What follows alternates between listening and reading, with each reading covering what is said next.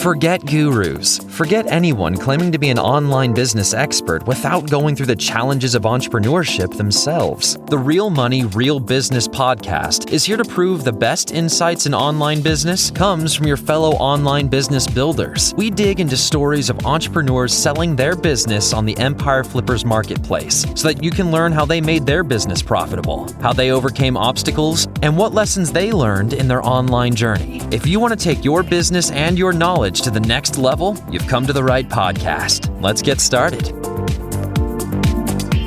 Hey everyone, Sarah here with another great business to discuss on this episode of the Real Money, Real Business podcast. Today's guest is James, and he's selling his Amazon FBA business on the Empire Flippers marketplace. Welcome to the show, James. How you doing today? Hey Sarah, good, thanks. Yeah, good. Glad to have you here. I'm looking forward to talking a bit more about your business. Before we dive in though, let's go over a brief summary of the business. So this is an Amazon FBA business in the apparel and accessories niche, created in January 2016. The average monthly revenue of this business is $10,391, and it has an average of $1,888 per month in net profit, and that is based on a 12-month pricing period.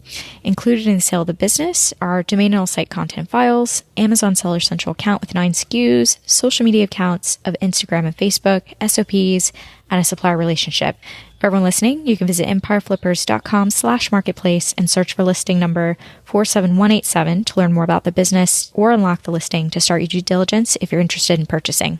Now that I've given a general overview of the business, let's dig into the interview. So, James, can you tell me a little bit about your background in building and running online businesses? Yep, so I actually acquired this back in 2017 from Empire Flippers, and it was just a market I was interested in. It looked like the whole online business market was growing, and it definitely has. So I thought it was a good time to get involved. Awesome. So what drew you to Amazon FBA in particular?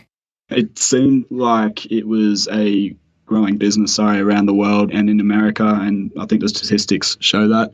Over 50% of e-commerce sales in America are on Amazon, so yeah, it seems like a good way to go. Yeah, absolutely. So I know you acquired this business, so you weren't exactly choosing your niche here, but, what was it about this niche that, you liked in particular?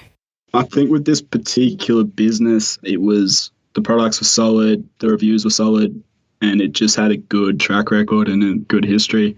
And it's a niche that you could expand in, put it into other countries, whether it's on Amazon or different platforms. So it just seems like there's a lot of opportunity for growth in it. Great. Awesome. So why are you selling the business instead of, say, keeping it and growing it? So 2 main reasons.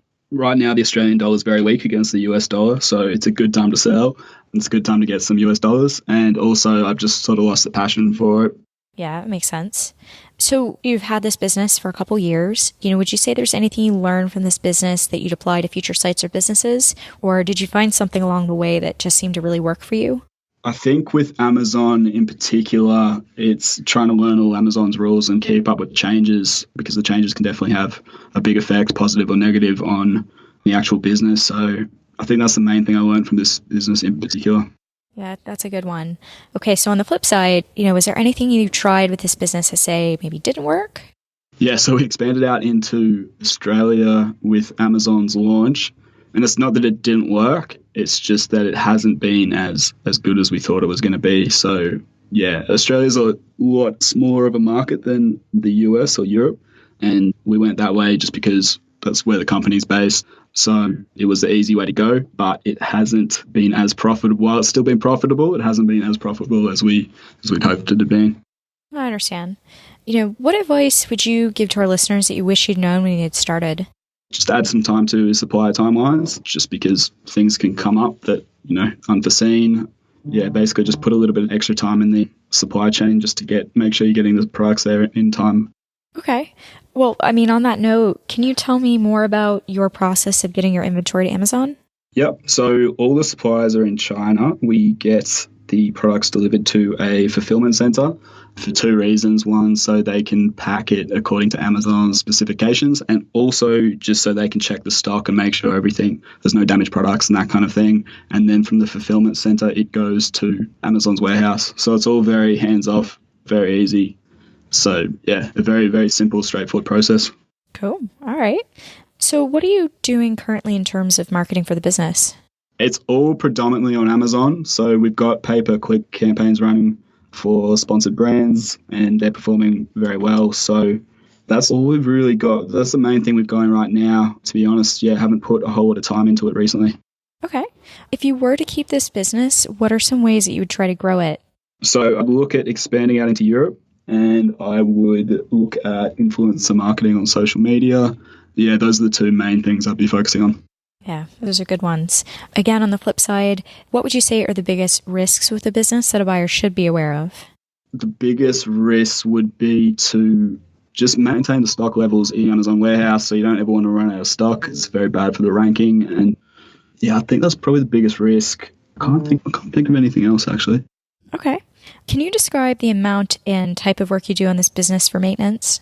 Yeah, so when stock is needed, we'll contact suppliers and just arrange that process, make sure the fulfillment center knows it's coming in at the right time, and then pay-per-click monitoring. So just, making sure there aren't any keywords that are costing too much money and just optimizing pay-per-click basically.